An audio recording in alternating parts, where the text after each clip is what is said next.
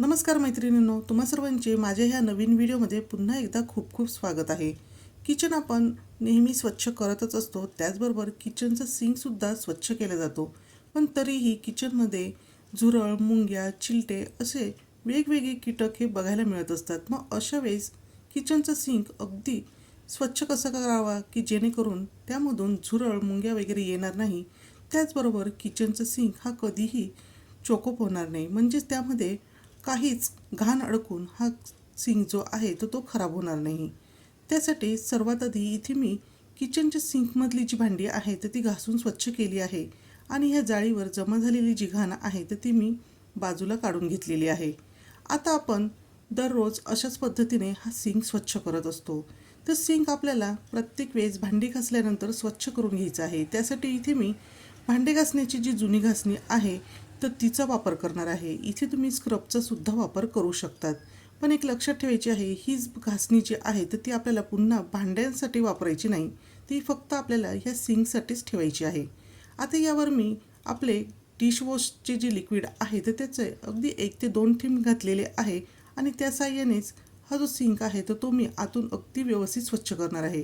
दिवसभरात तुम्ही जेव्हाही भांडी घासणार असाल तर भांडी घासून झाल्यानंतर तुम्हाला असे हे सिंक स्वच्छ करून घ्यायची आहे.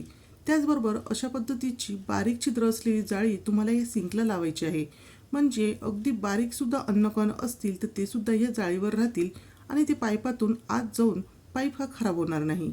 त्याचबरोबर तुम्हाला ही जी जाळी आहे तर तीसुद्धा वेळोवेळी स्वच्छ करून घ्यायची आहे, कारण की अशा पद्धतीने ही जाळी खालच्या बाजूने तेलकट होऊ शकते, त्याचबरोबर खराब होऊ शकते. तर आता ही जी जाळी आहे तर तीसुद्धा मी स्वच्छ करून घेणार आहे. तर इथे मी स्टीलची जाळी वापरलेली आहे, पण तुमच्या इथे जर अशी मिळत नसेल तर प्लॅस्टिकच्या सुद्धा यामध्ये जाळी ज्या आहेत तर ते अवेलेबल आहेत, त्यासुद्धा तुम्ही इथे वापरू शकतात. तर इथे तुम्ही बघितले आहे की आपण सिंक हा अगदी व्यवस्थित स्वच्छ केलेला आहे. तर आपल्याला डेली रुटीनमध्ये अशाच पद्धतीने हा सिंक स्वच्छ करून घ्यायचा आहे. आता हा सिंक दिसायला अगदी स्वच्छ दिसतो आहे, त्याचबरोबर ही जाळीसुद्धा अगदी व्यवस्थित स्वच्छ झालेली आहे. पण खरोखरच आपला हा सिंक स्वच्छ झाला आहे का, तर आता मी तुम्हाला इथे दाखवणार आहे.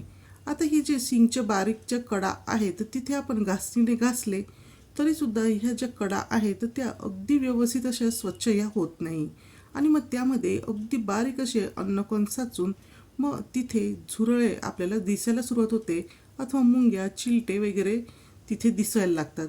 त्याचबरोबर तिथले घाण असा वाससुद्धा येऊ शकतो. तर अशा वेळेस काय करायचे, आपला खराब झालेला जो टूथब्रश आहे तर त्याचा वापर इथे आपल्याला करायचा आहे. त्यावर सुद्धा मी डिशवॉश लिक्विड घालून घेतलेले आहे आणि त्या ब्रशच्या साहाय्याने ह्या ज्या कडा आहे तर त्या अगदी हलक्या हाताने घासून घेत आहे. तरी तुम्ही इथे बघू शकतात अगदी पटकन जी बारीक अशी घाण आहे तर ती निघायला सुरुवात झालेली आहे. अशा पद्धतीने आपण ब्रशने हे जे बारीक सिंकचे जे कानेकोपरे आहेत तर ते स्वच्छ करून घेऊ शकतो. अशा पद्धतीने जर आपण हा सिंक स्वच्छ केला तर अजिबात यामध्ये बारीक कण अन्नाचे अडकणार नाही आणि जर बारीक अन्नाचे कण अडकलेच नाही तर मग अशा वेळेस झुरळ, मुंग्या होण्याची शक्यताच नाही.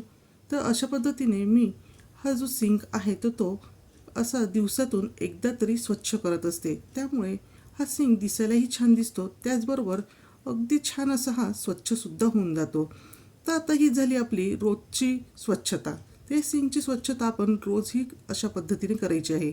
आणि आता मी पुन्हा हा सिंक व्यवस्थित असं धुवून घेत आहे आणि इथे तुम्ही बघू शकतात ही जी सिंकची जाळी आहे तर त्याच्यावर अगदी बारीक असे जे कण आहेत ते सुद्धा जमा झाले आहेत, म्हणजे यामध्ये अगदी बारीक जिरे मोहरी जी आहे तर ती सुद्धा जमा झालेली दिसते आहे. त्यामुळे एक अगदी महत्त्वाची टीप इथे आहे की तुम्ही अशाच पद्धतीची जाळी इथे नक्की लावून घ्या, याचं तुम्हाला फायदा नक्कीच होणार आहे. बऱ्याच मैत्रिणी म्हणत असतील की आम्ही सुद्धा अशा पद्धतीने सिंक स्वच्छ करतो, पण ज्यांना हे ज्या टिप्स आहे माहिती नाही त्यांनी नक्कीच ह्या टिप्स फॉलो करा. आणि सर्वात शेवटी झुरळे होऊ नये किंवा कोणतेही जीवजंतू सिंकमधून बाहेर येऊ नये त्यासाठी इथे मी घेतलेलं आहे फिनाईल आणि फिनाईलचे फक्त आपल्याला एक झाकण यामध्ये घालून घ्यायचे आहे.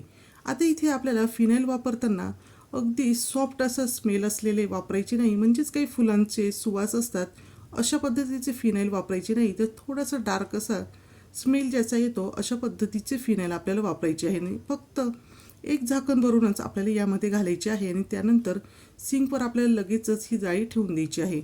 असं जर आपण रात्री भांडे घासून झाल्यावर झोपण्याच्या आधी जर केले तर अजिबात ह्या वासाने झुरळ मुंग्या वगैरे सिंकमधून म्हणजे सिंकच्या पाईपमधून बाहेर येणारच नाही. आता आपण सिंक तर स्वच्छ केलेला आहे, त्याचबरोबर लगेचच आपण नळसुद्धा इथले स्वच्छ करून घ्यायचे आहे. आता आज मी तुम्हाला हे जे सिंक स्वच्छ करण्यासाठी जे दाखवते आहे तर त्यामध्ये मी कोणत्याही महागड्या वस्तूंचा वापर केलेला नाही, तर अगदी आपल्या घरातल्या रोजच्या वापरातल्या ज्या वस्तू आहेत त्याचाच वापर केलेला आहे.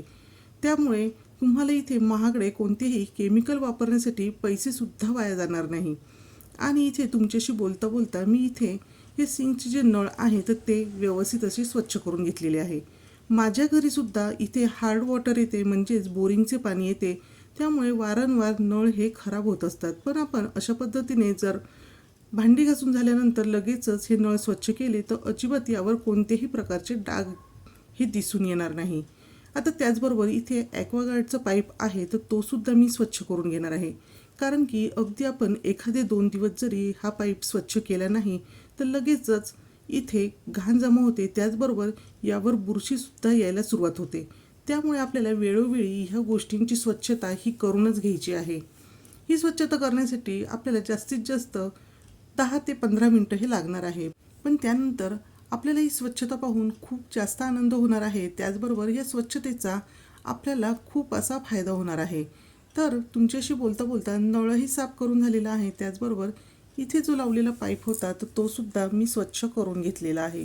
आता आपला सिंक स्वच्छ झालेला आहे, नळही स्वच्छ झालेले आहे, त्याचबरोबर आपल्याला सिंकचा जो आजूबाजूचा एरिया आहे तर तो सुद्धा घासणीने घासून व्यवस्थित असा स्वच्छ करून घ्यायचा आहे, कारण की आजूबाजूचा जो सिंकचा एरिया आहे तर तो सुद्धा स्वच्छ राहणे खूप आवश्यक आहे. आणि सर्वात शेवटी आपल्याला ही घासणीसुद्धा अगदी स्वच्छ करून घ्यायची आहे. त्यातले पाणी पिळून आपल्याला ही घासणी जी आहे तर ती कोरड्या जागी ठेवायची आहे.